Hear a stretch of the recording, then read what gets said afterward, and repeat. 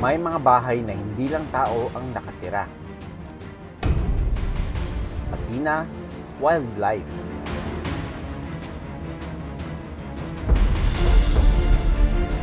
Gaya ng bayawak.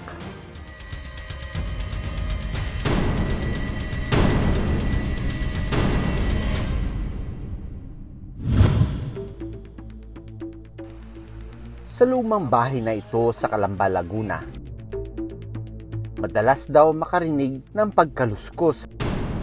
Halos 2 taon na nga raw itong nagpaparamdam. Sa umpisa, inakala lang na malaking pusa na kumalampag sa kanilang kisame. Hanggang isang araw,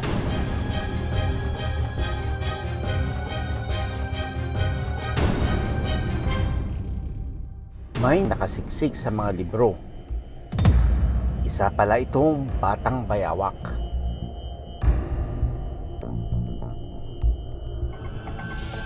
Mabilis ang naging kilos ng batang bayawak. Marahil, gaya ng isang bata, nakaramdam din siya ng takot. Sa wild, natutunan na ng mga batang bayawak ang maging alerto sa kanilang mga kaaway.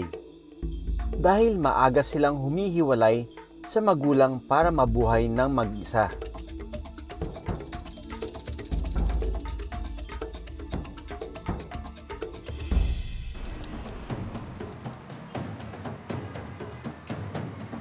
Binisita ko ang bahay ni Janice. Doon ko nalaman, matagal na walang nakatira sa bahay.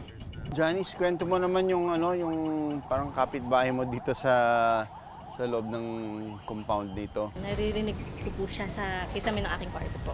Paano narinig mo? Kuko ba yung naririnig mo o parang buntot na hinihila? Buntot na hinihila po. Ganon yung na narinig mo. Opo.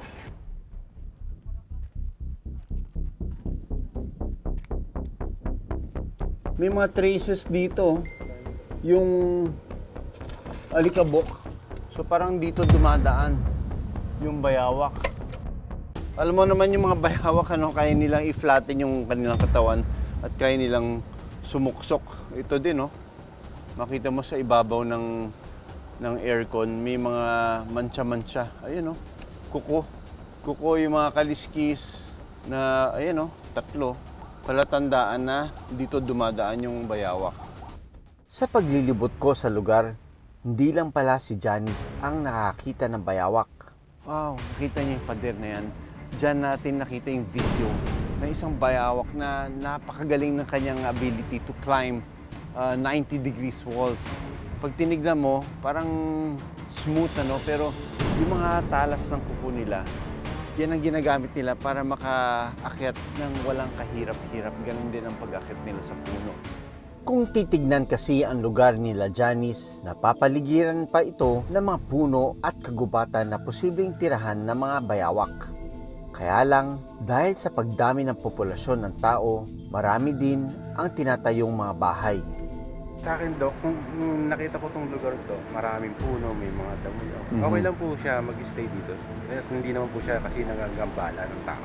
Wag nila lang po nilang sasaktan o hulihin. Pabayaan nilang po nilang pag-alagala po siya. Sa akin po, sa amin po, okay lang siya na nandito kung fit pa po siya na nandito since dinedevelop na nga po ito. Sa video na pinadala ng isang residente sa San Mateo, Rizal, nakasilip at tila nagmamasid lang sa loob ng pader ang bayawak. Nandyan ba yung kapitbahay nyo? Ito po nandito. Paano mo nalaman na meron kang kapitbahay dito? Pumasok po siya sa loob. Tapos? Ang hinahabol niya po daga. Okay. Tapos po, sa divider po namin siya bumagsak sa may TV. Tapos umangat po ulit pabalik. Mga ilang beses na siyang lumalabas dyan sa kanyang... Yung pumasok po siya dito sa bahay, isang beses pa lang po. Pero usually po sumisilip-silip po siya dyan. Nakita niyo ba lumabas siya dun sa pader? Maghapon po, maghapon yun dyan eh. Ay, hindi siya lumalabas?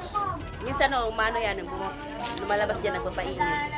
Ang isang residente, nagawa pa raw niyang videohan ang bayawak na minsang lumabas ito. Bakit kami concerned dun sa bayawak? Wala lang po, naisipan ko lang din po siyang i-picture at tapos isend nga po kasi kawawa naman po siya, matagal na rin po tayo ngayon. Iisipin mo ito, Mukhang ito na lang yung safe place para sa kanya eh. Kalimitan yung mga bayawak, tumitiren sa mga kanal, ganyan. Pero ito yung napili niya. And effective nga, no? People can see him, pero cannot get him. Kasi sobrang sikip ng pagitan ng pader na ito. Bukod dyan, meron pang bakal. Dito pa lang, oh. Hindi na kasya yung kamay ko. Nagbalik tanaw sa akin yung mga ilang taon ng nakaraan na may bayawak na naninirahan sa pagitan ng pader. Unang nagkaroon ng concern doon sa bayawak sa San Mateo, Rizal is baka daw siya hulihin ng mga nag-i-interest doon. Kaya habang lumalaki itong bayawak, pataas ng pataas yung panganib sa kanya. Nag-iisip ngayon tuloy ako ng paraan para mapalabas natin itong bayawak. And nagpabili ako ng bituka ng manok. Mabangong ito para sa kanila.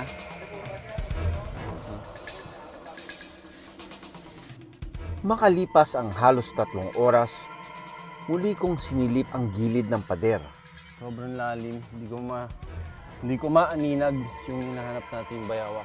So there's no evidence of a monitor lizard at this moment.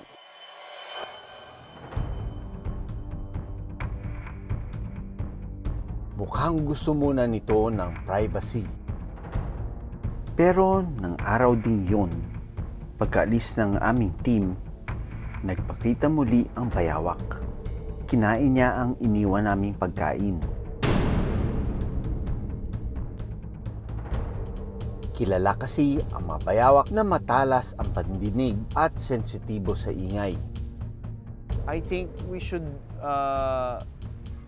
throw all our efforts in trying to educate people that it's time to coexist with the wildlife. Kung tutuusin, isang biyaya na kahit sa syudad ay nakakita pa tayo ng buhay ilang gaya ng bayawak. Gaya ng isang kapitbahay, pakikisama at respeto para mabuhay ng matiwasay.